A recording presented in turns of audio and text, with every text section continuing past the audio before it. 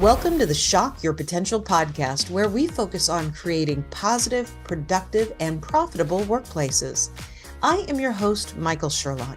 I am a leadership and sales expert, best known for being serious about business, despite what you may think by my appearance of often very colorful hair and sometimes crazy shoes. My guests bring a wealth of information that will support your career and your business, along with many pearls of wisdom to support balance in your personal and professional lives. Listen in as I have another amazing conversation with a guest who will certainly shock your potential. Lisa Farega is a leadership coach who helps ambitious people. And I know many of you who are listening are ambitious, nothing wrong with that, but she helps them to expand their capacity to handle more growth, more wealth, more success. For more than 10 years, she's helped entrepreneurs, corporate executives, Academy Award nominees, and even Nobel Prize organization candidates break through. Now, you probably won't think that they have this, but boundaries that have been holding them back from their next level. And she's addressed thousands of people, both on stage as a keynote speaker, as well as when she appeared on podcasts, including The Unmistakable Creative, which is a great show, Her Rules Radio, which is even better, and Tell Me a Story with Deborah Silverman. She's also been featured on CNN, Yahoo News, and the Huffington Post. So, Lisa, thank you so much for joining us today. Oh, it's my pleasure. Thank you for having me. Don't you always think when somebody's reading your bio, you're like, oh my gosh, that's all me. And you're like, yes, I mean, I know I did that, but wow, those are a lot of great bullet points. So that hits your highlights, but tell us a little in your own words more about you, your business, and how you help people, especially to shock their potential. Yeah.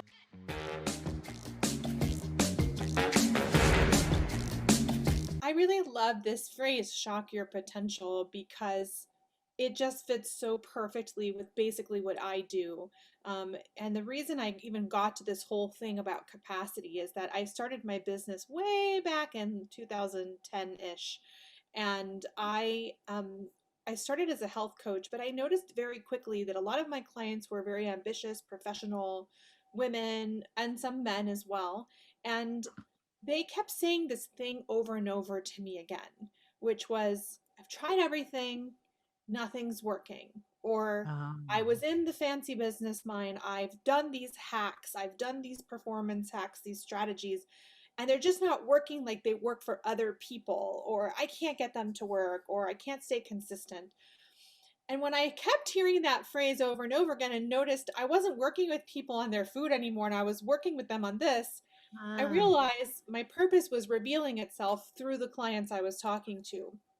And that's when I started to realize that there is something going on here that nobody really seemed to be naming. And it wasn't mindset, it was something deeper than mindset because and I'll define it in a moment. But if you have all these amazing positive mantras that you're saying to yourself every day in the mirror, but you don't have the capacity to receive and believe that about yourself, you're just mm-hmm. repeating something that doesn't really sink in and doesn't make the difference it needs to make.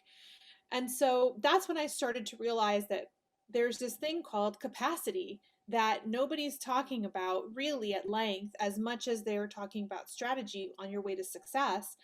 And I started noticing that these were the issues that the people I was working with were having. They were capacity issues. Um, Mm. and so I went through this myself in 2014, 2015. When I had my business in 2014 was the first time that we just exploded. We had wait lists upon wait lists.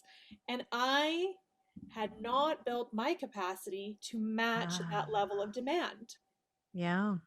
So what happens when we don't have the capacity because we haven't been prioritizing it? I was so doggedly focused on getting to a certain number of revenue that I didn't really think about who I would need to be able to hold that and sustain and Yeah. maintain that. And so in 2014, 2015, we got slammed. I was burned out, and I that's when you start making bad decisions because you're making decisions from your old capacity self versus the person you need to be. And I decided, okay, let's just change up the whole business model. This will take care of the burnout, which is what a lot of my Oh. clients do, right? Well, no, it didn't. It actually did terribly, and we got $100,000 into debt in the business. And I spent 2015 under complete stress about this debt and trying to pay it off and trying to figure out what was working and what wasn't. And it was all a capacity issue. And it wasn't until I spent $100,000 into debt trying to fix this problem that I realized Mm, it's not a strategic problem, because I had an amazing strategic team. I had great strategies. I had great Facebook ad people. I had it all, and yet it still wasn't working. So I spent 2016 recovering from that and really understanding what I was teaching on a whole other level, which mhm. was it wasn't the strategy that made this thing not work. And in fact, if I'd had the capacity when we got slammed in 2014, I would have known that the problem wasn't my business model. The problem was things like my boundaries. It was how I reacted emotionally to people leaving negative comments or pulling nonsense with my team, all of those Mhm. things were the actual issue. And if I had had those things at the proper level of capacity that I needed, I wouldn't have needed to change my business model. So I've lived what I teach. It's something that is really near and dear to my heart. And to wrap this up, if we want to define capacity officially, it's your ability to hold, handle, and receive every next level.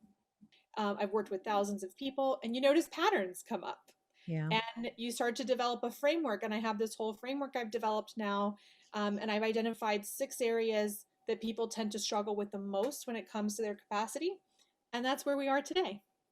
I love it. I've taken so many notes because your story reminds me of me at various points. Um, some right now, uh, some a year ago, some one actually definitely from many years ago from another business. Um, it's common sense, and at the same time, just because something is common sense doesn't mean that we recognize it or do anything about it, right? But Exactly. at the same time, thinking about capacity is not always common sense because it means you have to think bigger than where you are now. And this summer, I was having some good mental space. We were at my husband's family's lake place, and I have all these. So I've written 2 books. I have more books that are in various stages of completion.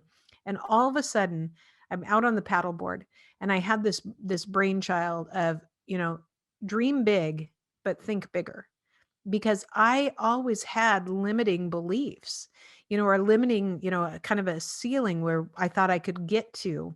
And in order to get even where you want to in your dream, if you're not thinking farther ahead of it, then you'll be lucky if you get to that dream, but getting to the next one takes so much more energy. So when you're trying to help people with this concept of capacity, I mean, this is some stuff that we've hardwired into our psyches. How do you help them break through this and say, "Oh, I can do that"? Yeah, that's a great question. And, for each human being that I work with, it's completely different, the tools that we Yeah. use, because we're all so different. And you and I could have the same limiting belief, right? Or we could have the same blockage, but the way it manifests in what we're doing or how we're struggling with it is so different. So one thing I Mhm. always say is that we all have a unique capacity code. And we're all wired differently, and because we have a unique capacity code, that we then need to figure out what's going to actually unlock more capacity for each one of us. And that's why I created the 6 capacities, because first the first most important thing that people skip over is, am I diagnosing the problem correctly? Because a lot of people Mm. misdiagnose. Oh, I'm not able to break past this revenue for the past 3 years, it must be this problem. But sometimes in fact, not sometimes, most of the time, it's not what you think it is. So, for example, a lot of people will say to me, oh, I think the reason I can't break past this revenue plateau is because I have a team problem, which I would call a structural capacity issue. Yeah. And they're convinced, and they've had like very fancy business coaches tell them this. And then I get into a session with them, and we actually discover that there's some deep fear of being more visible, and more money in their mind equals more people seeing me, more chance of being embarrassed, more chance of being judged, whatever that fear of visibility is for you. And then we realize this whole time you've been focused on your team and your structure, that's not the real issue. The real issue is deep down inside, you have a visibility capacity issue, and you're Mm. afraid of being fully seen. You're afraid of the reactions you're going to get. You are afraid that you won't be able to handle that level of visibility. And so you subtly sabotage your team constantly so that you can't Ah. grow. And so what I would say is, I can't tell you because there's many listeners here. I can't tell you exactly what it would be for each one of you. I'd have to talk to each one of you and understand how the capacity issues are manifesting for you. But the first place we start is what is really the issue? Because it's almost Hmm. never what you actually think it is. There's always something deeper going on there. No kidding. Yeah. You know, as I'm listening to you, I'm like, oh yes, I can see that in myself. I can see that, in people that I know. Um, and it's that element of being able to step back far enough from a problem to see it for what it is and not through the lens that you're looking at it, because it is we do make assumptions, we do get ideas in our heads of what and why, instead of saying, okay, if I really step back and if I was helping someone else to diagnose this problem, what questions would I be asking them? What would I be concerned about where their focus is, rather than, where it should be versus where it is right now. And so, Right. and that's why one of the things I always say when I interview coaches on the podcast is it's amazing to me the role that coaches have played and can play in people's personal and professional lives today. And it's really that opportunity to have somebody help, open the shutters to something that you're not seeing, that view is blocked. But I think that a lot of times people are hesitant to do that because they know that once you are with somebody that's going to help you open that up, yes, you may be more successful after it, but boy, there's a painful part where you're vulnerable, or where you have to there's something maybe you're not proud of or you're embarrassed of, and I those things then also create capacity issues for us, don't they? Absolutely. Absolutely. That's why it's very important to get to the root first and then build from there, because there's always something deeper that's causing the blockage. And then the beautiful thing, and one thing that I love that you said at the beginning of our interview, is that this stuff affects you at every level. So don't think that this doesn't happen to the Academy Award nominees that I have worked with, to the 8-figure business owners that I have worked with, to the people on boards of $100 million companies. Like, they're having the same issues, because Mhm. every time you go up to another level in your life or in your work, new challenges appear, and so your capacity gets challenged in a different way. You're going from a pint sized container to a gallon sized container, and then you're going from a gallon sized container to a 5 gallon sized container, Yes. if you're a growth oriented person, which if you're listening to this, you are. So these capacity is something I tell my clients: you're working on this for life. You're always going to be working on your capacity if you want to grow. Some people don't, but that's nobody listening to this. Exactly. I really do believe that, people who operate from a place of positivity, a place of love for themselves, love of what they're doing, love of the other people around them, love for who they're doing their job for, meaning, the impact you have on people, places, or things. Um, I firmly believe that those things become a competitive advantage for us, and that they can also help us be better. Not only, maybe get you ahead, but help you internally better. So, what are your thoughts on that? What are your thoughts on whether or not this is truly a competitive advantage for people? It is absolutely a competitive advantage. And there's something that I have been quoting for many years. It's a Dalai Lama quote. I'm going to butcher it because I can't remember it exactly. But he said something like, it used to be that traits like love, compassion, and kindness were nice extras to add on to your personality or to your dealings or whatever it might be. But in today's world and in the world of the future, they are going to be non negotiables. And if you look at the world that we are in today, with pandemics, increasing division among political parties, and especially if you're in the U.S., things that are challenging our capacity on a constant basis. And if we don't have the capacity to be able to this, I call this your embodiment capacity. It's your emotional, spiritual, and mental capacity, which every leader needs. If you don't have the capacity to be able to receive a nasty email from someone and step back and go, that's their thing, this has nothing to do with Right. me, and keep moving forward on your journey of helping others.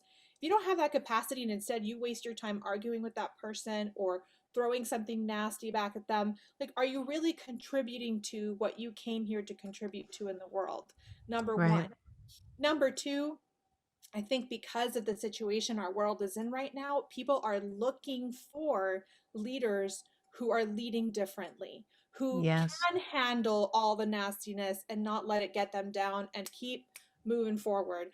So, if we want to lead with love, we need capacity to be able to lead with love and not get sucked into all the dramas of daily life, because all those ways that we get sucked into these little dramas and get pulled away from love and from kindness and compassion, and however that manifests in your work, those are all little power leaks. And all these little power leaks turn into a gushing waterfall of power leakage, and then you wonder Mm. why you're burned out. You wonder why you don't have the ability to show up consistently for your Yeah. mission every day.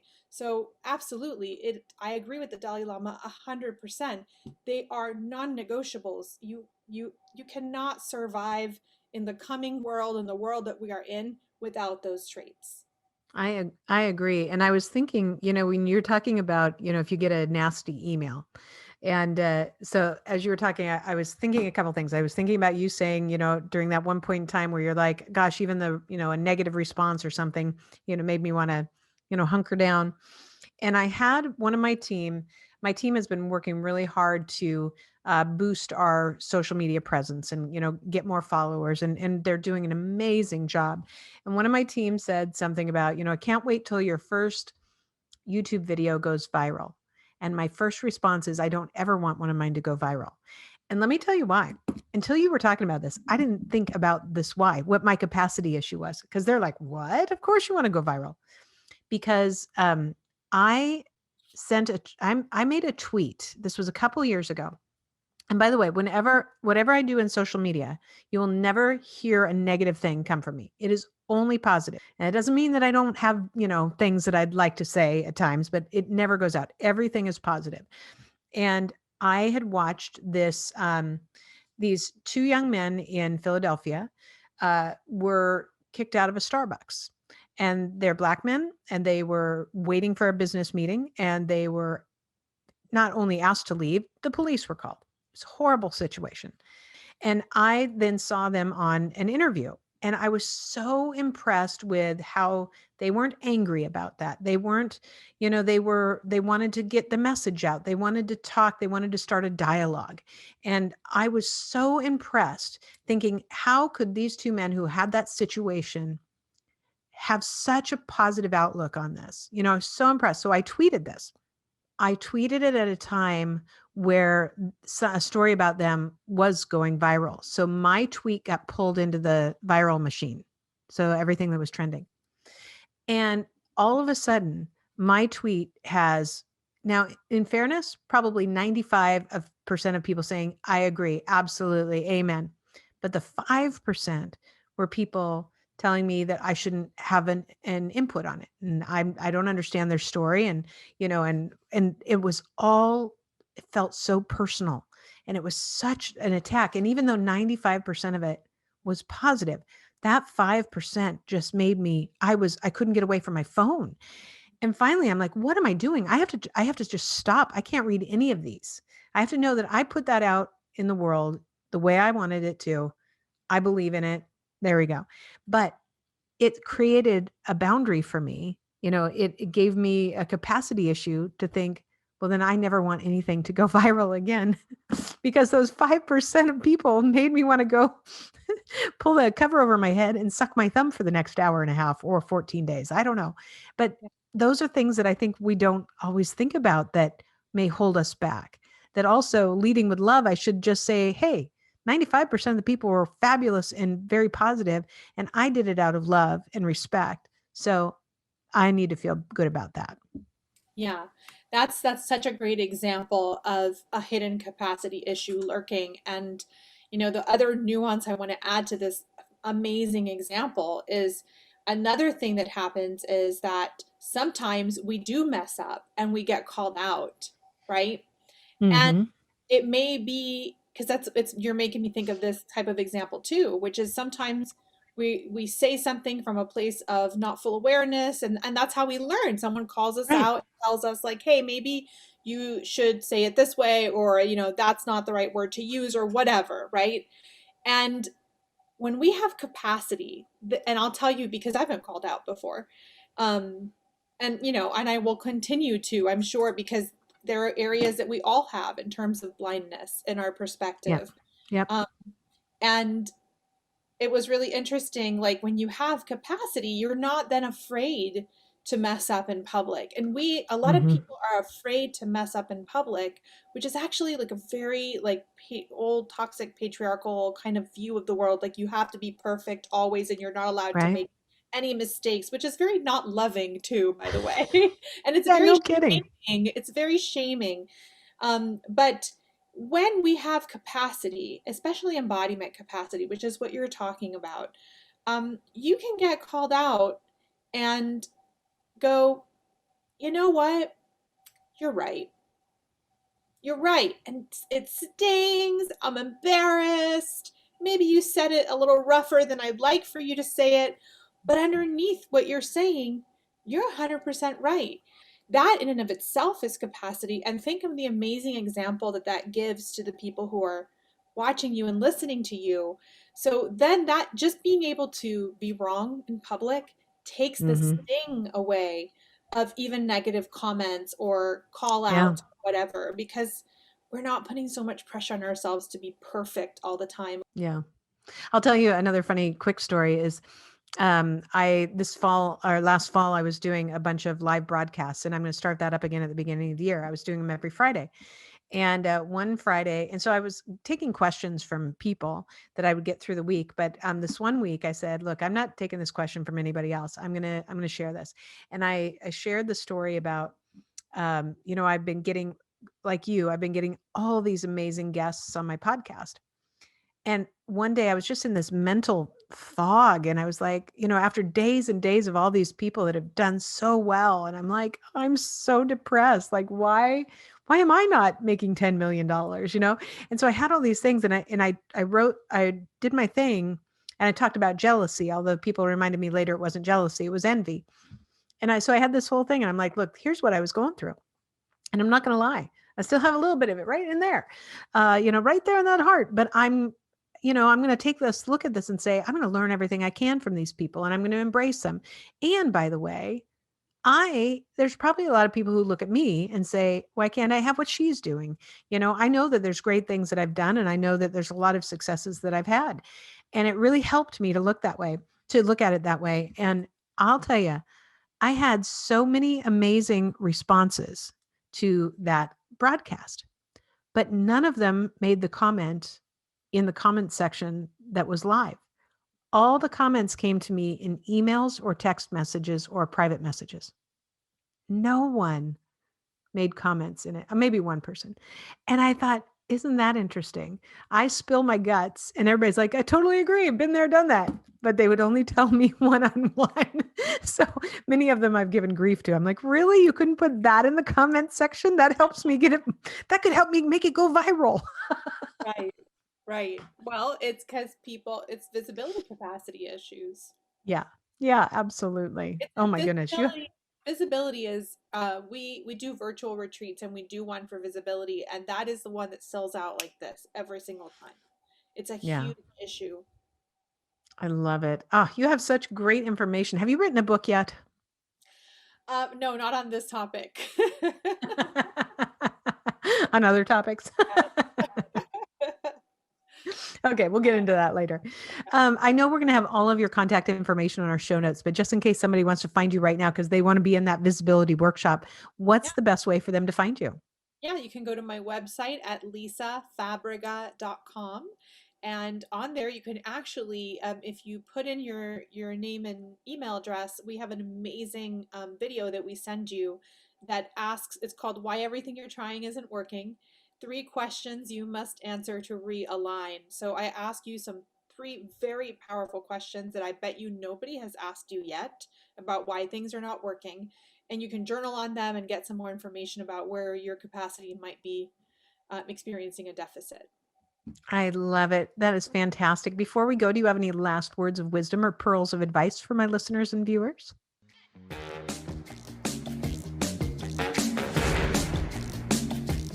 If you're having an experience where you're hitting a plateau, whether it be financial, in a relationship, or you feel like you keep throwing spaghetti at the wall, trying things and things are not working, I just want you to take a moment to consider that maybe it's not another hack or strategy that you need. It might be time to look at your capacity. Ah, I love it. Lisa, thank you very much. Great and absolutely powerful message. So glad you shared it with us. And I'm very glad that we're connected. Thank you so much for being my guest. Thank you. And thank you for asking such fabulous questions. Thank you for joining us on another episode of the Shock Your Potential podcast. And as always, don't forget to subscribe, rate, and like us today.